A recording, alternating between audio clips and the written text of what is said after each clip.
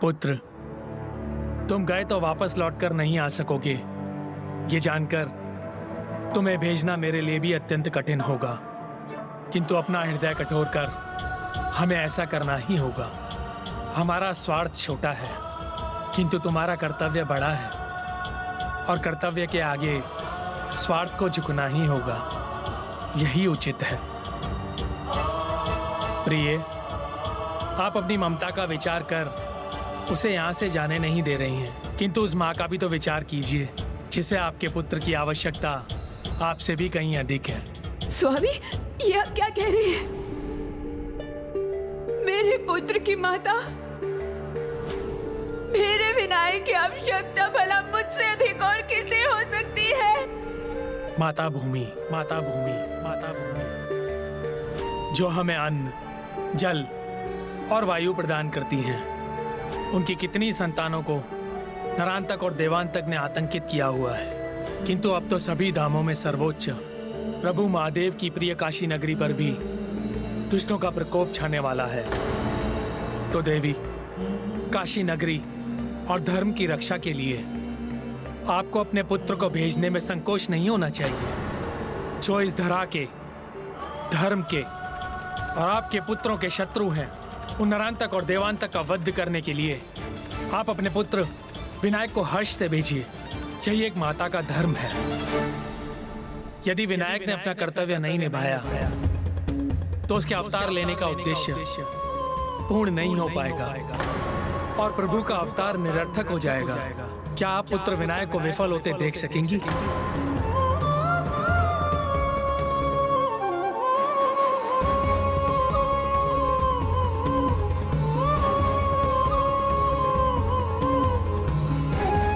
पिताश्री सर्वथा उचित कह रहे हैं माता। आपके दुलार, आपके वात्सल्य को पाकर मैं इतना निहाल हो गया कि कर्तव्य को लेकर मेरे मन में दुविधा उत्पन्न हो गई। किंतु ना मैं अपने मार्ग से भटक सकता हूँ माता, और ना आप अपने वचन से। मुझे जाने की अनुमति दीजिए माता। आपकी आज्ञा नहीं होगी तो मैं भला कैसे जा सकूंगा? हाँ पुत्र, मैं भी तुम पर दोष लगते हुए नहीं देख सकती। फिर इसके लिए चाहे मुझे कितना ही कष्ट क्यों न सहन करना पड़े, मैं तुम्हें नहीं रोक सकती पुत्र। किंतु पुत्र, जिस प्रकार प्रभु श्री महागणाधिपति जी ने मुझसे वचन लिया था, मैं भी तुमसे एक वचन चाहती हूँ।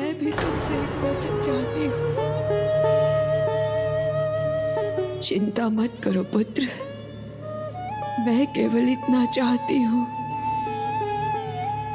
कि जब तुम्हारे अवतार का प्रयोजन पूर्ण हो जाए, बस एक बार अपनी माता से भेंट करने अवश्य आना पुत्र। मैं इसी से अपने मन को संतुष्ट कर लूंगी। उचित है माता, मैं एक बार अवश्य लौट कर आऊंगा। किंतु आपको अपने आप को दृढ़ रखना होगा। यदि आपका हृदय भावुकता की आवेग में दुर्बल होने लगा तो मैं अपना हृदय नियंत्रण में कैसे रख सकूंगा माता? फिर तो मैं भी दुर्बल हो जाऊंगा ना। माता का बस माँ को जाने, माता की आज्ञा को वह सर्वोपरि माने। नहीं पुत्र, मेरे कारण तुम दुर्बल नहीं बनोगे, ये वचन देती हूँ मैं। सांस सांस अर्पित है तुझको माता, सांस सांस अर्पित है तुझको माता।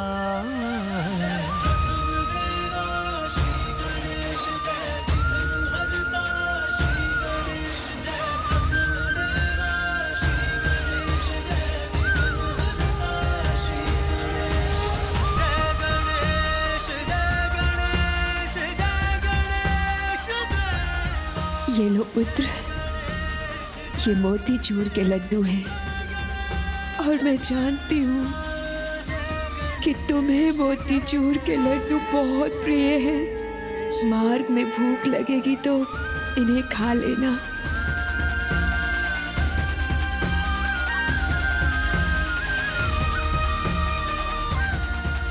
ये लीजिए माता, ये आपके लिए है।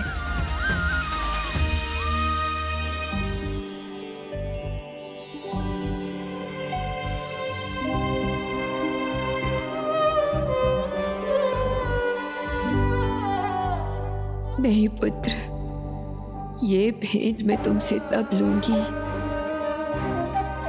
जब तुम मुझसे भेंट करने के लिए आओगे।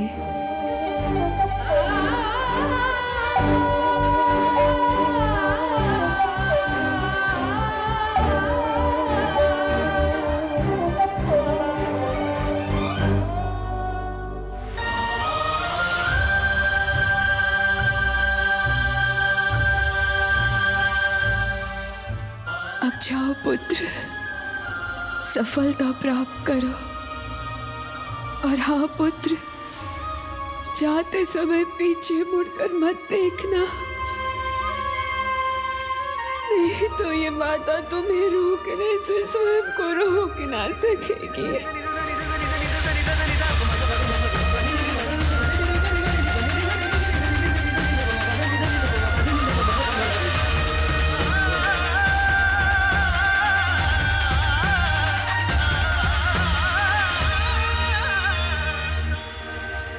कैसी लिखी विदाई विधि में कहूँ विधाता, सजल विलोचन देख रही है पुत्र को माता।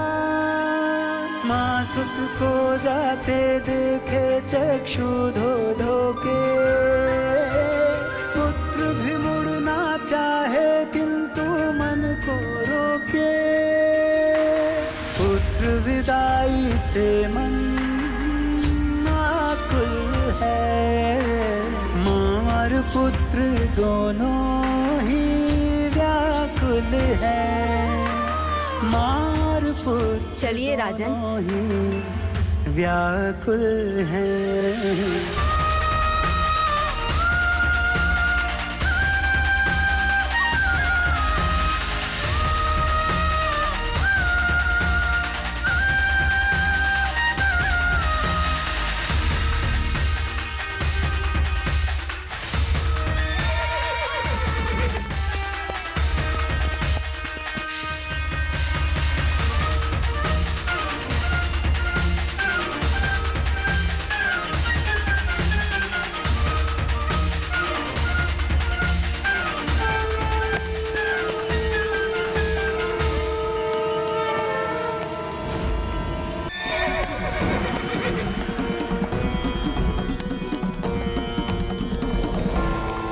महर्षि कश्यप को विनायक पर विश्वास है, किंतु मेरे मन में अभी भी यह प्रश्न घुमड़ रहा है, क्या उन दोनों का वध कर सकेंगे ऋषिपुत्र विनायक? तुम चले गए पुत्र, एक बार अपनी माँ की तरफ मुड़कर देख तो लेते। तुम्हारे बिना इस माँ का जीवन शून्य हो गया है पुत्र, शून्य हो गया है।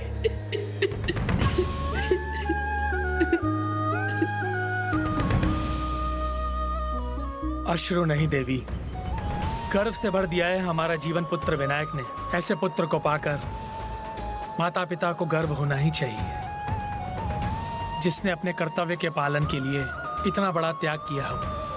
देवी, हमें उसे अश्रुओं के साथ नहीं अपितु मुस्कुराकर विदा करना चाहिए, ताकि उसे उसके माता पिता का बल मिले और उसका उद्देश्य पूर्ण हो, सफल हो। चलिए देवी, भीतर चलिए।